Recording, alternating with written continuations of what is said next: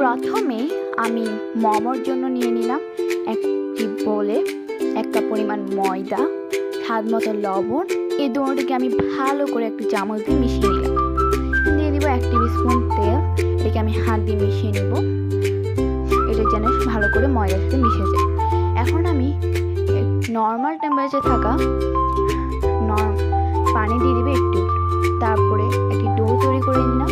এটা কেমন আপনারা দেখতে পাচ্ছেন, নরম নয়, শক্ত নয়। আমি এটিকে এখন একটি রুমাল বা তয়লা দিয়ে 30 মিনিটের জন্য ঢেকে রাখব। এখন আমি মোমোর ভিতর পুরের জন্য নিয়ে নিলাম মাংসের কিমা, পেঁয়াজ, মরিচ, সয়া সস ও স্বাদ মতো লবণ। এখন আমি দিয়ে দেব আদা বাটা, রসুন বাটা ওর যাবতীয় মশলা দিয়ে দিলাম। মশলাগুলো দেওয়ার পর আমি এখানে দিয়ে দিব একটু তেল। এই তেলটি দেওয়ার পর আমি এগুলোকে সবগুলোকে একটি চামচের সাহায্যে ভালো করে মিশিয়ে নেব। মেশানো হয়ে গেলে আমি এগুলোকে এক পাশে রেখে দেব।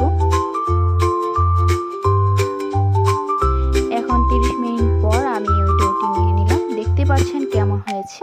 এখন আমি এটা কেটে নিব। আমি প্রথমে এটাকে একটু রোলের মতো করলাম। আমার এখানে আমি এগুলোকে সমানভাবে কেটে নিলাম। আমার এখানে 8 পিস হয়েছে। আপনারা নিজেদের মতো মোটা বা ছোট করতে পারেন। আমি এখন এটাকে বেলে নিলাম। আপনারা দেখতে পাচ্ছেন এটা কতটুকু মোটা বা চিকন হবে। আমি এখন এগুলোকে সবগুলোকে বেলে নিলাম। একটির মধ্যে আমি রেখে দিচ্ছি, এখানের মধ্যে পুর দিয়ে আমি একটু চারপাশে পানি লাগিয়ে নিলাম। এখন এটিকে আমি একটু পুটির মতো শেপ দিলাম। ওই ভিডিওটা কেটে গেছে, তার জন্য দেখাতে পারলাম না। রাইস কুকারে আমি একটু তেল দিয়ে মধ্যে আমি ওগুলোকে দিয়ে দিব। এখন এগুলোকে আমি 5 মিনিটের জন্য ভাপে দিয়ে দিলাম। এগুলোকে 5 মিনিট পর দেখতেই পারছেন এখানে এটা ভালো করে সিদ্ধ হয়ে গেছে। এটিকে আমি এখন সস দিয়ে পরিবেশন করার পালা। আপনারা দেখতেই পারছেন কত সুন্দর হয়েছে আমার এই মোমোগুলো। এটা খেতেও খুবই মজা হয়েছে।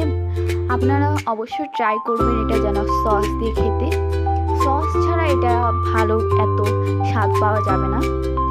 এটা সস দিয়ে খেতে খুবই মজা ছিল। আপনারা দেখতেই পাচ্ছেন আমার ভিতরটা কতটা সুন্দর হয়েছে। আমি ভেঙেও দেখাই দিচ্ছি। এটা